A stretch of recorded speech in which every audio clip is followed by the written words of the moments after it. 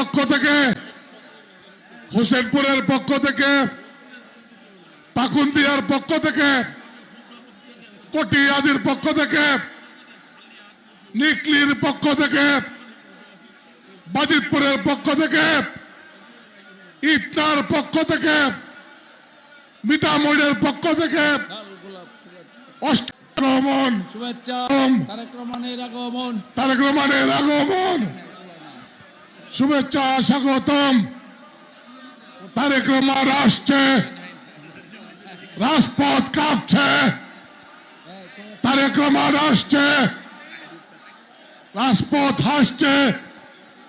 তারেক রহমানের আগমন, শুভেচ্ছা, স্বাগতম। তারেক রহমানের আগমন, শুভেচ্ছা, স্বাগতম। তারেক রহমানের আগমন, তারেক রহমানের আগমন, তারেক রহমানের আগমন, আগমন, শুভেচ্ছা, স্বাগতম। তারেক রহমানের আগমন, শুভেচ্ছা, স্বাগতম। তারেক রহমানের আগমন, শুভেচ্ছা, স্বাগতম। তারেক রহমানের আগমন, শুভেচ্ছা, স্বাগতম। তারেক রহমানের আগমন, শুভেচ্ছা, স্বাগতম। তারেক রহমানের আগমন, তারেক তারেক রহমান, তারেক তারেক রহমান, তারেক রহমান, তারেক তারেক রহমান, তারেক তারেক রহমান। ভোট দেব কিসে? ভোট দেব কিসে? ধানের শীষে। ভোট দেব কিসে? ধানের শীষে। ভোট দেব কিসে? ধানের শীষে। তারেক রহমান, তারেক রহমান, তারেক রহমান, তারেক রহমান, তারেক রহমান, তারেক রহমান। তারেক রহমান বীরের বেশে এসে গেছে বাংলাদেশে। তারেক রহমান বীরের বেশে এসে গেছে বাংলাদেশে। ভোট দিব কিসে? প্রধান অতিথি আমাদের বাংলাদেশ জনাব তারেক রহমান আমাদের মঞ্চে এসে উপস্থিত হয়েছেন। এ পর্যায়ে বক্তব্য রাখবেন জেলা বিএনপির সংগ্রামী সভাপতি, কেন্দ্রীয় বিএনপির সাংগঠনিক সম্পাদক, এলাকার মাটি মানুষের প্রিয় নেতা, জননেতা শরীফুল আলম। শরীফুল আলম।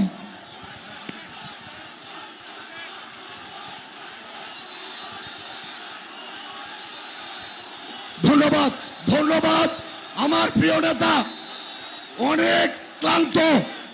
ধন্যবাদ সবাইকে। আজকের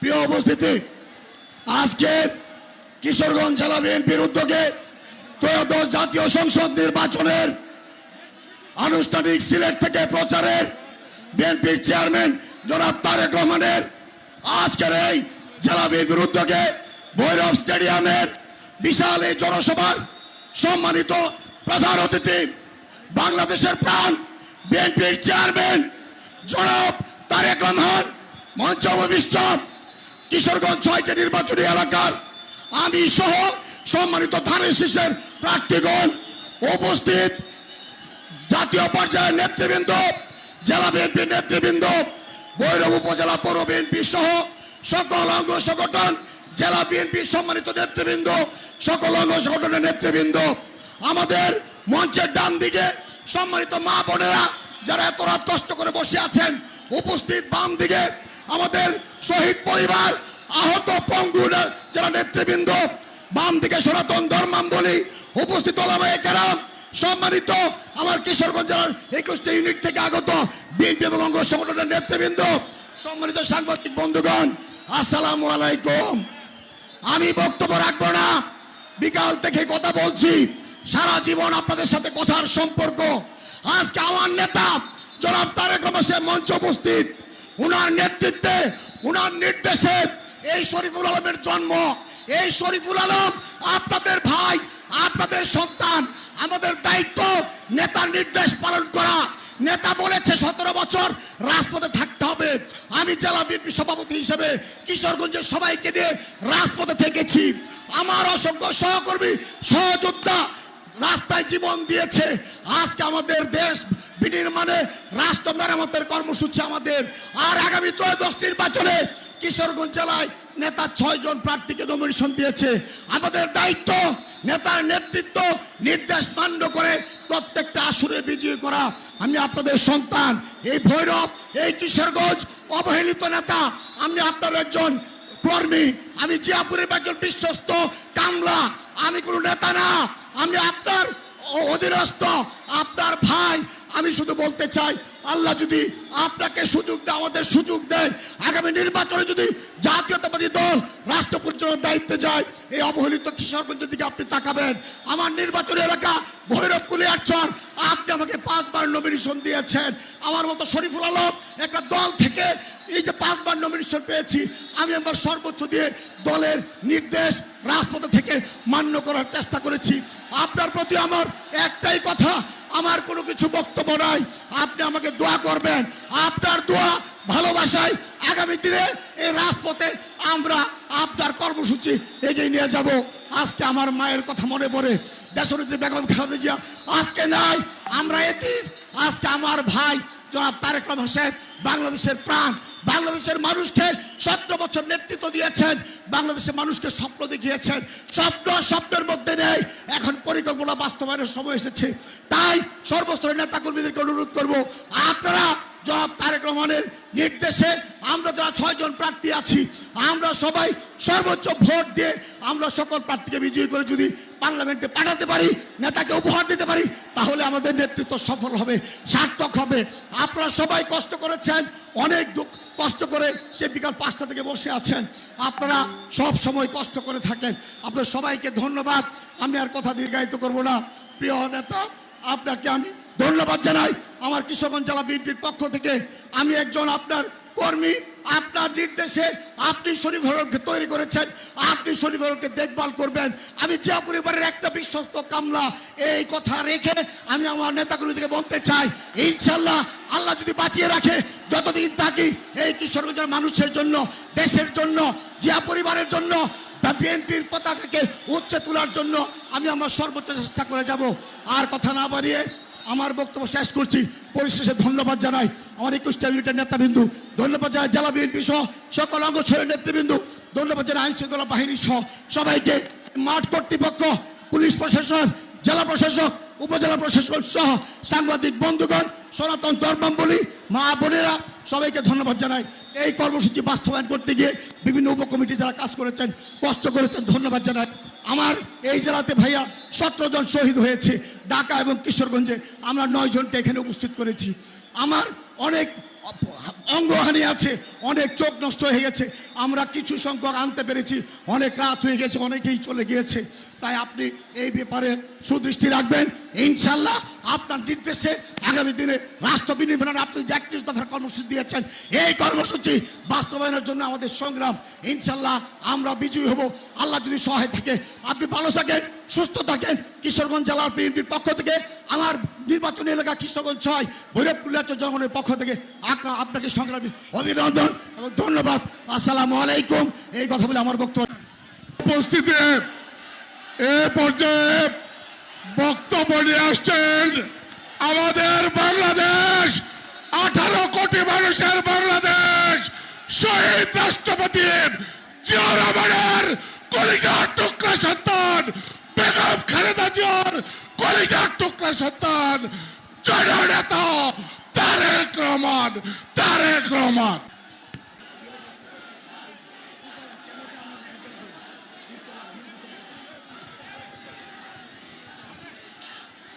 বিসমিল্লাহির রহমানির রহিম। আজকের এই নির্বাচনী জনসভার আমার সামনে উপস্থিত মুরব্বীবর্গ, অনুষ্ঠানের সভাপতি, উপস্থিত হাজারো ভাই বোনেরা, মায়েরা এবং আমার দলীয় সহকর্মীবৃন্দ, আসসালামু আলাইকুম। আসসালামু আলাইকুম। কেমন আছেন আপনারা? ভালো আছেন? অনেকক্ষণ অপেক্ষা করেছেন, তাই না? হ্যাঁ, আমার আসার কথা ছিল খুব সম্ভব 5টার সময়, এখন বাজে রাত্রি 12:30। এই যে কেন দেরি হলো নিশ্চয়ই আপনারা ফেসবুকে দেখেছেন না? আজকে থেকে বাংলাদেশে এই যে আগামী 12 তারিখে এটাকে সরায় দেন, তাহলে পিছনে করে দেন।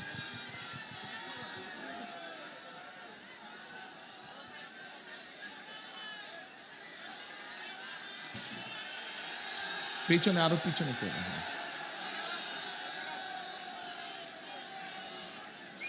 হ্যাঁ, আর এই জায়গাটা ক্লিয়ার করে দেন। এই জায়গাটা পিছনে। এখন ঠিক আছে? তো এই যে আগামী মাসের 12 তারিখ, এই আগামী মাসের 12 তারিখে দেশে জাতীয় নির্বাচন, তাই তো নাকি? ঠিক বললাম না ভুল বললাম? ঠিক। আচ্ছা, তো এখন এই যে 12 তারিখে জাতীয় নির্বাচন, এই নির্বাচনে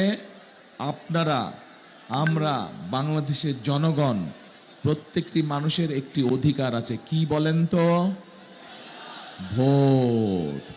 ভোটের অধিকার আছে। নির্বাচন সময় যেমন অধিকার, তেমন এই যে এখানে যত মানুষ আপনারা আছেন, আপনারা সহ এই জেলায় যত মানুষ আছে, তাদের মধ্যে যারা ভোটার আছে না, এখানে ভোটার তো আছেন আপনারা।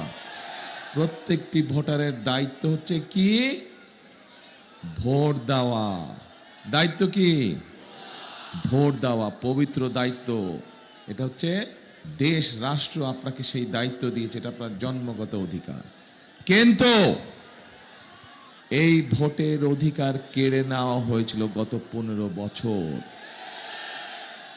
এই ভোটের অধিকারকে আদায় করতে গিয়ে গত 15 বছরে আমাদের শত শত নেতাকর্মী, আরো বিভিন্ন রাজনৈতিক দলের, এমনকি রাজনীতি করে না কিন্তু জনগণের এই অধিকারের পক্ষে কথা বলেছে, এরকম বহু মানুষকে হত্যা করা হয়েছে, গুম করা হয়েছে, খুন করা হয়েছে।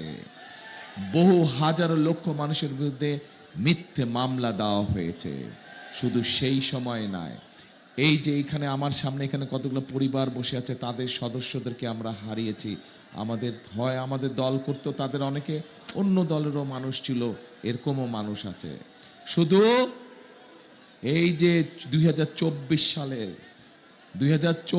সালের 5ই আগস্ট, এই যে সারা দেশের মানুষ রাজপথে নেমে এসে স্বৈরাচারকে যে বিদায় করেছিল, সেই সময় 1500 মানুষকে হত্যা করেছে, তার মধ্যেও এখানে উপস্থিত আছে। তাহলে প্রিয় ভাই বোনেরা, এই যে ভোটের অধিকার, গত 15 বছর আপনারা ভোট দিতে পেরেছিলেন? ভোট দিতে আপনারা পারেননি গত 15 বছর। সেই অধিকারকে কেড়ে নেওয়া হয়েছিল। এখন এই যে শত হাজার মানুষের জীবন উৎসর্গ করার মাধ্যমে এই যে অধিকারটি ফিরে পেলেন, এই অধিকারটা তো তাহলে 12 তারিখে এই অধিকারটি প্রয়োগ করতে হবে না? এখন কখন যাবেন ভোট দিতে?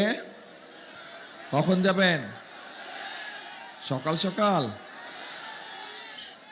সকাল হইল না। তাহাজ্জুদের সময় উঠতে হবে।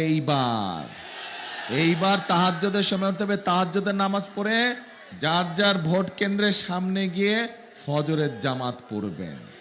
পারবেন? ফজরের জামাত পড়ে লাইন দিয়ে দাঁড়া যাবেন যারা যারা ভোটার যেই এলাকার।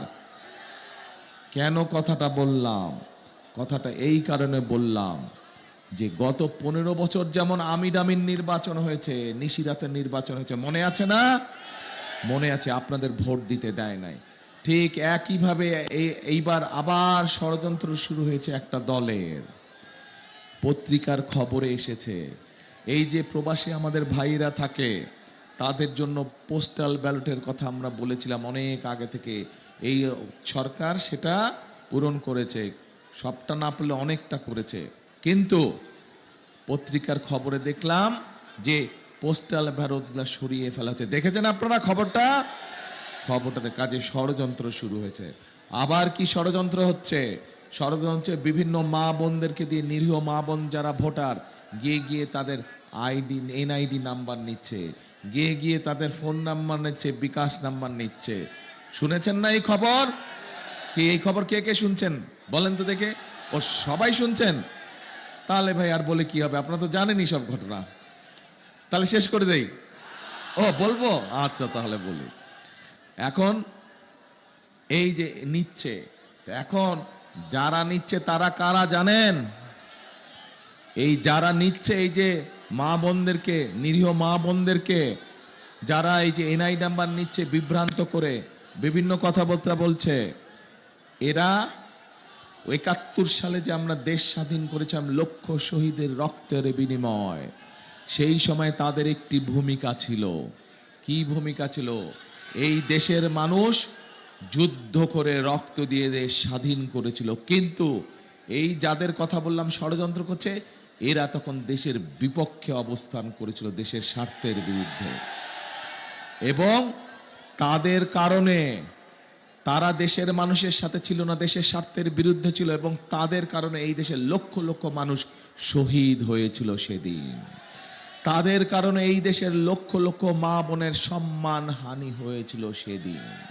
তাদেরকে বাংলাদেশের মানুষ 50 বছর আগেই দেখে ফেলেছে যে তারা কি জিনিস, তারা কি জিনিস বাংলাদেশের মানুষ দেখে ফেলেছে। কাজে এই ষড়যন্ত্রকারীদের বিরুদ্ধে আমাদেরকে সজাগ থাকতে হবে। প্রিয় ভাই বোনেরা, এই যেই ভোটের অধিকার আমরা অর্জন করেছি, শুধু ভোট দিলেই আমাদের এবার চলবে না।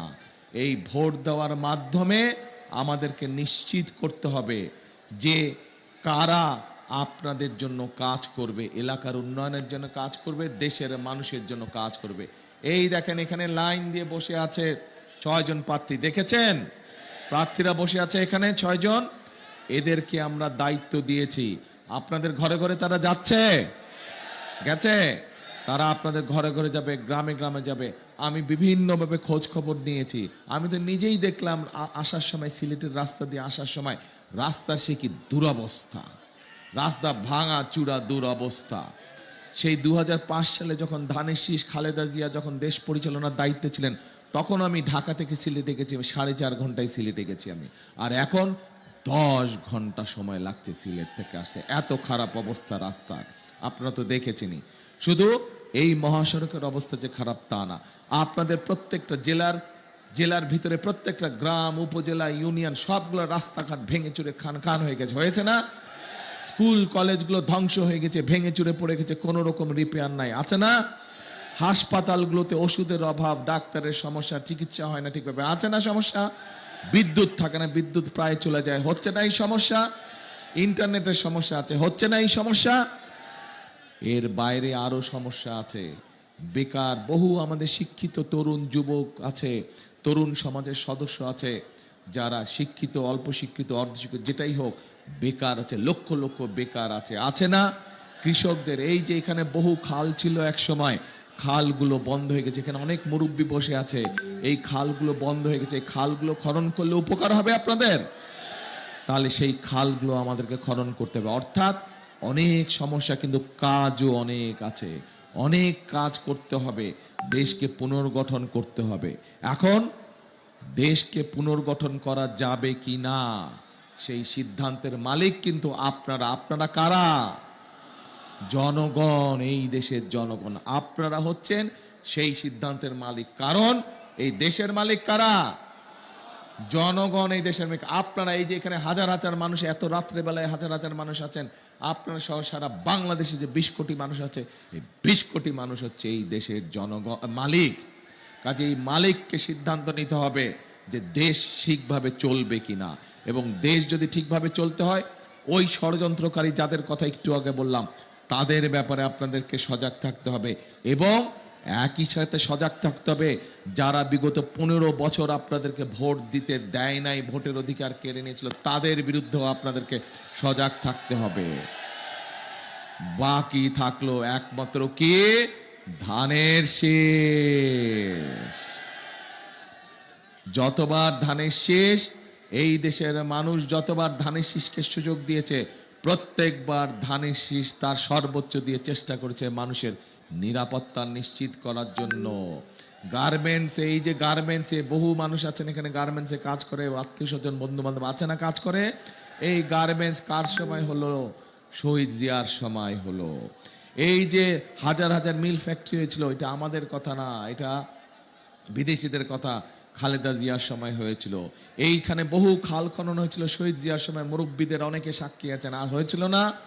যার জন্য খালগুলা বন্ধ হয়ে এখন বন্যা সমস্যায়, বিভিন্ন কৃষির সমস্যায়। এই সব কাজগুলো যদি আমাদেরকে করতে হয়, তাহলে আপনাদেরকে সঠিক সিদ্ধান্ত নিতে হবে। কি সেই সিদ্ধান্ত? 12 তারিখে কোথায় সিল মারবেন? কোথায় সিল মারবেন? কোথায় সিল মারবেন? ধানের শীষে সিল মারতে হবে। এখন প্রিয় ভাই বোনেরা, আপনাদের সামনে আরো দু একটা কথা বলি। রাত তো অনেক হলো, বেশি দেরি করবো না। আরো 2টা মিটিং বাকি আছে আমার আরো 2টা মিটিং বাকি আছে। এখন আমরা একটি পরিকল্পনা নিয়েছি যে ইনশাল্লাহ আল্লাহর রহমতে 12 তারিখে ধানের শীষ সরকার গঠন করলে, বিএনপি সরকার গঠন করলে, এই যে মা বোনেরা আছে গ্রামে গঞ্জে সারা দেশে, যে মা বোনেরা আছে, বিশেষ করে যারা গরিব দুস্থ মা বোনেরা আছে, বিশেষ করে যাদের সংসার আছে, যাদের সংসার গৃহিণী মারা আছে, তাদেরকে আমরা একটা জিনিস দিতে চাই। কি জিনিস? সেই জিনিসটার নাম হচ্ছে, এটা কি বলেন তো? হ্যাঁ, আরে আপনারা তো জানেনই ভাই, তাহলে আর বলুন কি? ফ্যামিলি কার্ড দিতে চাই। এই ফ্যামিলি কার্ডটা দিয়ে আমরা দুস্থ পরিবার যারা আছে, মধ্যবিত্ত পরিবার যারা আছে, নিম্ন মধ্য পরিবার, প্রত্যেকটি গ্রামের পরিবারকে আমরা সহযোগিতা দিতে চাই, যাতে করে খালেদা, এ ভাই এক মিনিট কি বলে?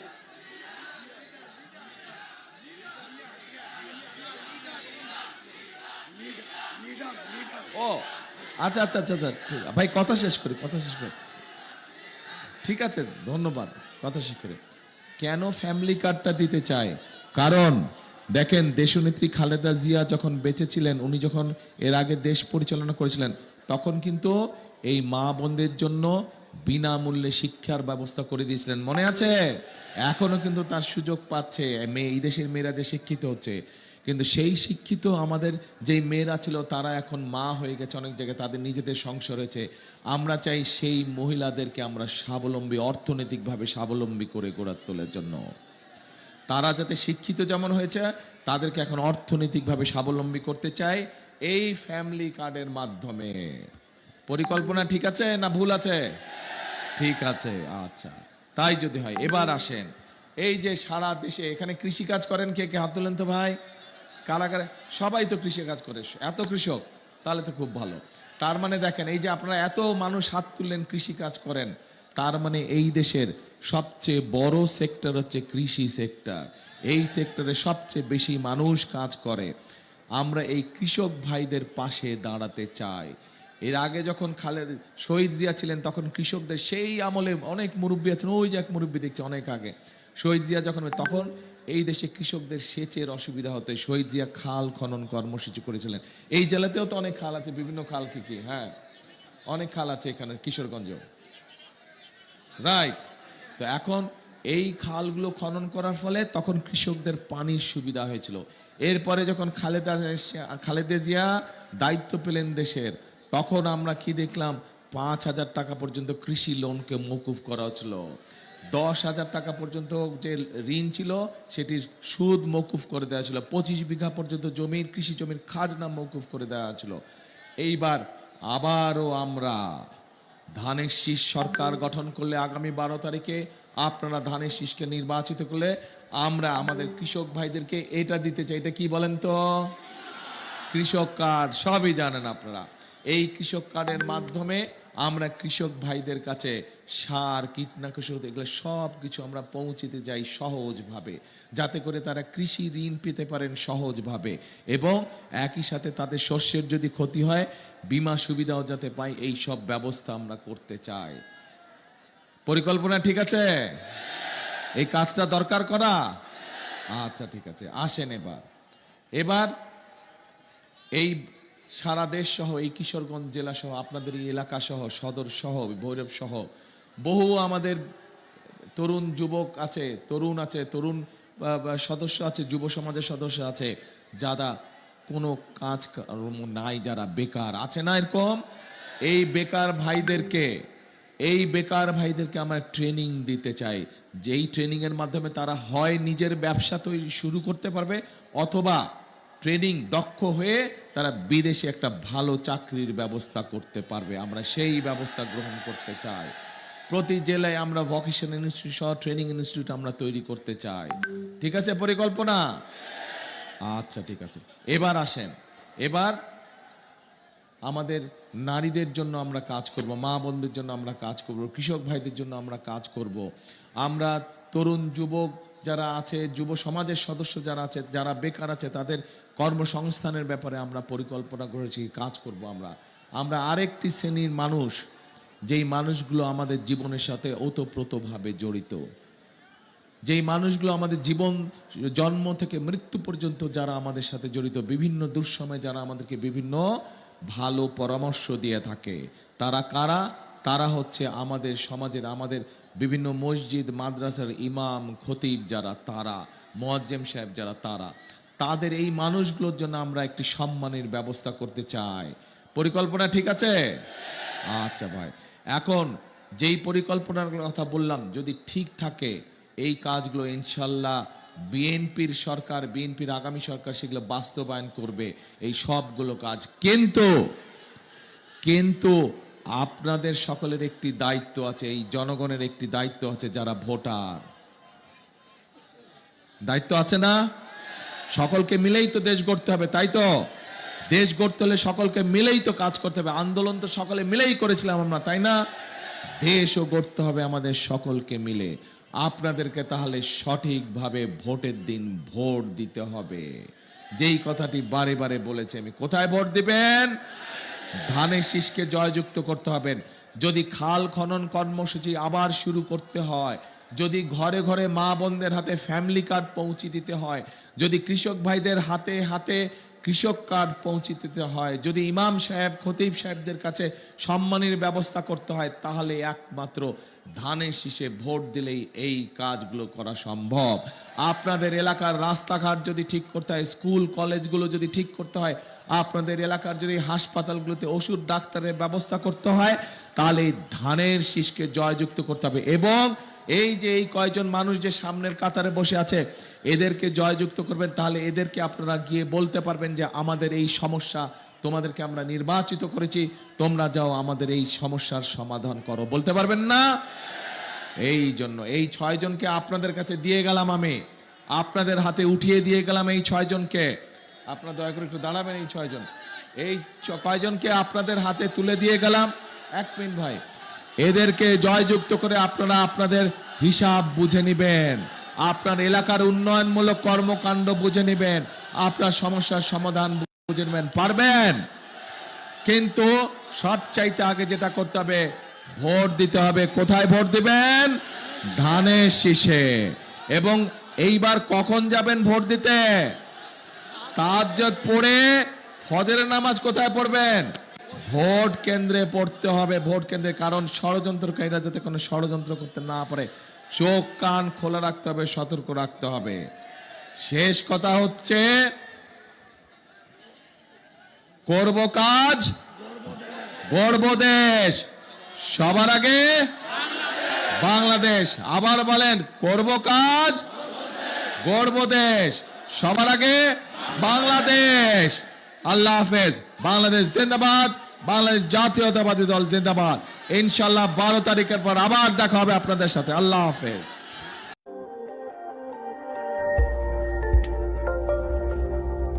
তথ্যবহুল ও গণমানুষের কথা বলে লাবিব টিভি।